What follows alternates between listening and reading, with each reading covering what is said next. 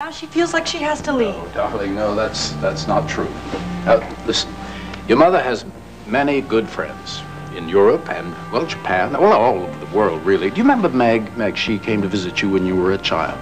Oh, no. No, of course not, darling. You couldn't remember that. Anyway, this tour is going all around the world so she can visit Meg and visit all the other friends that she's missed. But you don't want her to leave. On the contrary. No, it gives me great pleasure that I arranged this trip for your mother.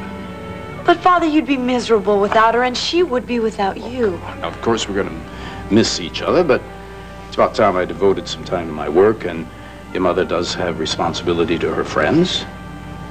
You really don't have to protect my feelings anymore, Father. I understand. I've been destroying this family. Now, listen, nothing has been destroyed. Your mother and I have certain needs, just like you, for our growth and our privacy, and we're just attending to those needs, that's all. Well...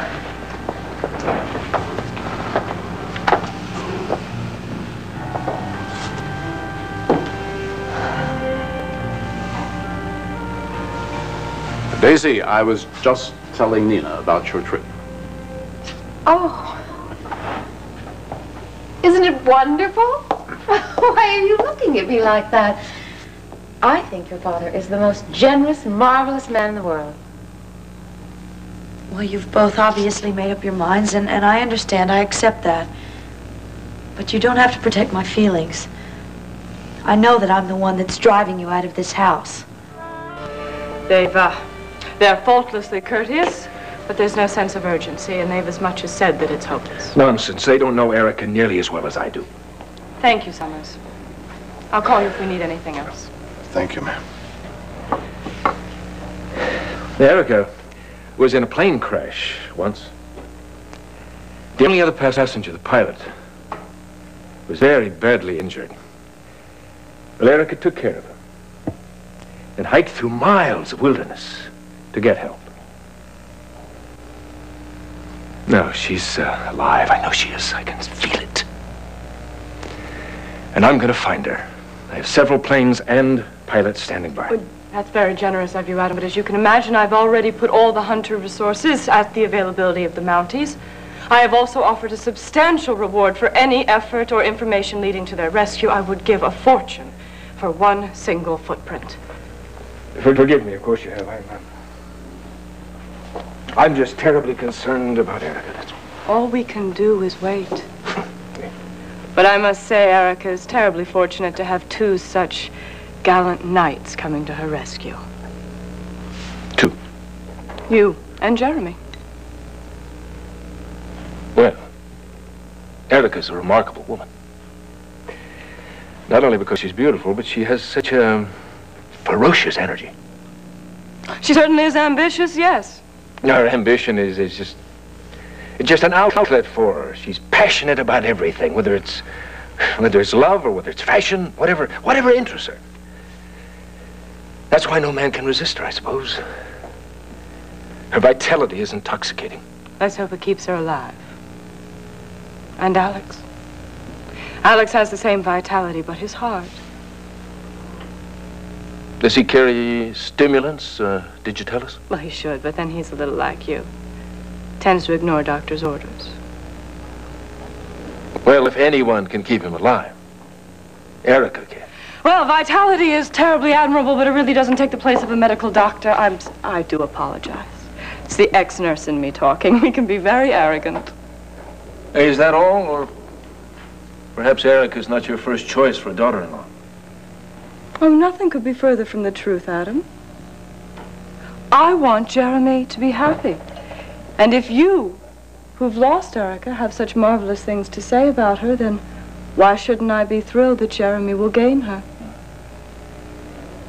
Natalie, if you ever run for office, would you let me know? You have the soul of a politician. Thank you.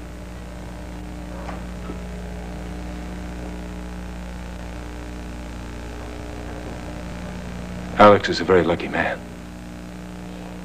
I hope so. I hope they're both lucky.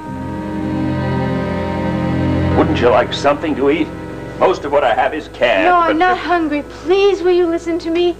Please, will you come with me? Miss Kane, I would like nothing better than to take you down into town and put you in a hospital, but you know the road is out. Well, then we can hike down. Or we could ski. Or sled. Or we could snowshoe. Have you ever seen a Wolverine, Miss Kane? No, of course you haven't. There aren't any in captivity. Well, they're smaller than a wolf. They're about the size of a small badger with very long, sharp teeth and a decidedly vicious temper. They go like a cat for the throat, and they hang on until you faint from blood loss. Then they strip the flesh. Well, we could take a gun. And when you run out of ammunition? Look, I don't have the energy to argue with you. Then how are you going to ever get down the mountain? Because I have to. Because I'm sick and I need a doctor, and because I have to get through to my fiancé, I have to let him know that I'm alive. If you cared anything about human beings, you would help me, instead of sitting here perpetuating this stupid myth about how you renounced the world, while I get sicker and sicker and my fiancé goes crazy, worrying about where I am. I'd thought to spare you this. You see, I'm one of the unlucky few who are privy to, shall we say, a heightened understanding. What are you talking about? I have premonitions, which is why I've chosen to live alone. It's a burden, knowing what will happen to people who are close to you. Loneliness is easier. Anyway, I had a premonition about you. About my coming here? That you shouldn't leave. All the more reason why you should come with me. But if you won't, it doesn't matter, because I am leaving. You won't last an hour.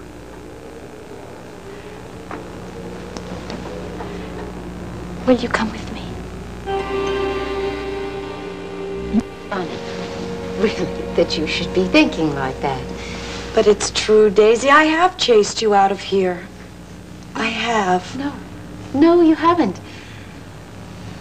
Actually, it's just the opposite. Do you know that I have gone around thinking that I might have antagonized you if I left? You see, I've planned this trip for a long time. I was going to go away ages ago, but then you had that terrible accident, and I didn't want to leave until you were back home again. I was going to go right after Christmas. That was the original plan, so you see, you weren't the cause of anything at all.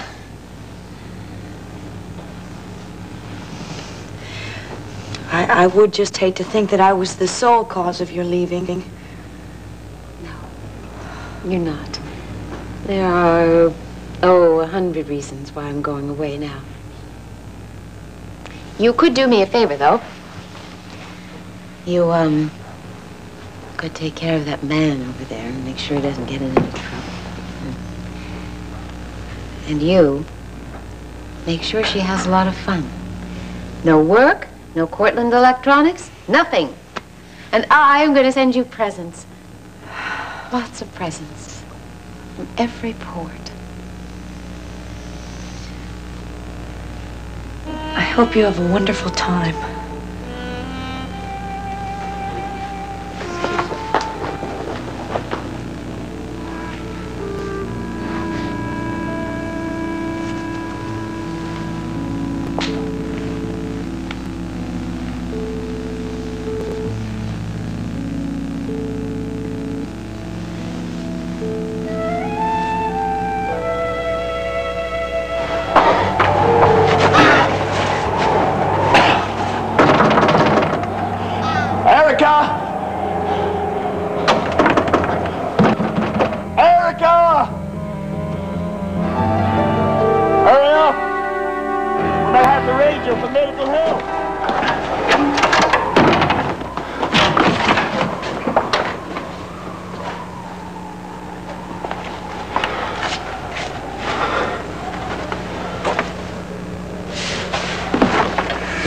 Well, it's empty.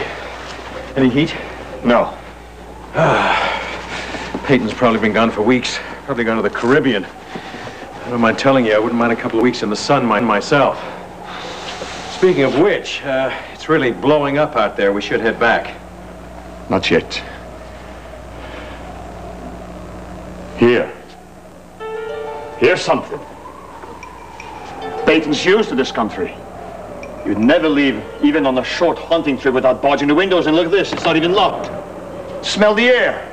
It's fresh air, almost. Look, Mr. Hunter, nobody's been here. There were no tracks outside the cabin. Maybe the snow covered it. The snow will cover us if we don't get started. In a minute.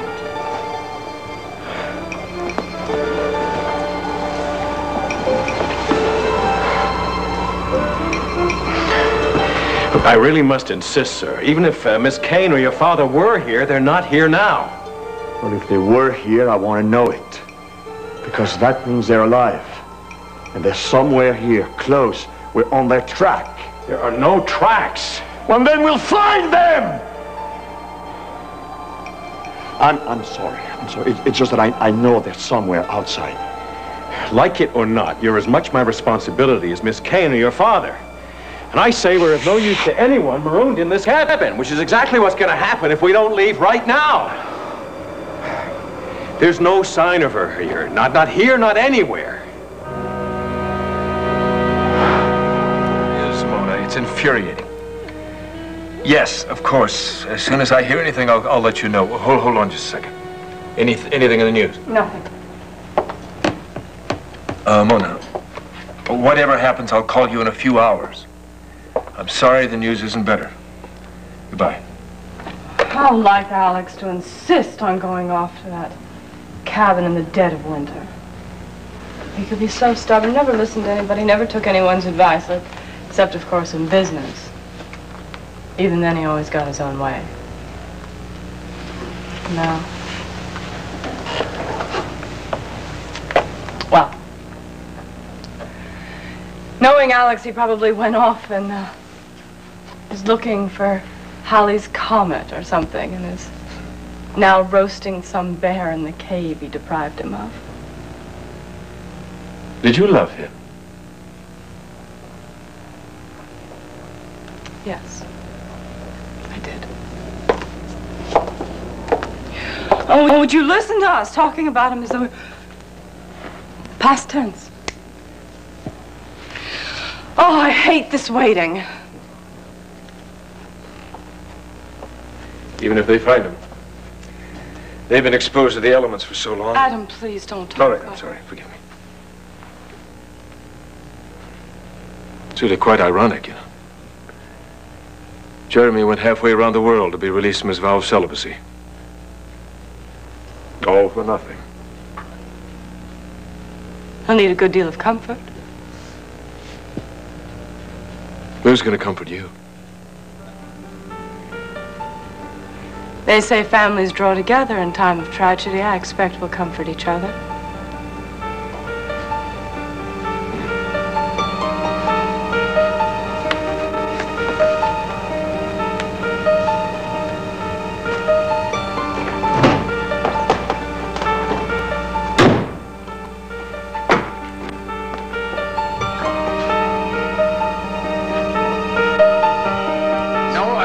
Accept it, and I certainly will not allow you to abandon my daughter. There's nothing more I can do for her now. And I have patients who need me in Vienna. I can cut off that funding to that clinic of yours in Vienna. Do you think that would help restore Nina's memory? This is all your fault. She was progressing so well. Yes, until you stopped me. This is your failure, Palmer, not mine. Oh, but I blame myself for being weak and giving way to you. We should never have stopped her treatments. That's why I don't understand why you were going away. She needs you. It's too difficult for her. The constant failure is a source of irritation and frustration. Everyone's putting pressure on the poor girl. She needs to live her life. To live? She lives in a house where she knows nobody. She has no sense of past. She has no self-sense. And your running away certainly is not helping her. Dr. Stone will monitor her progress. And if there's any change, she'll contact me in Vienna and we'll take it from there.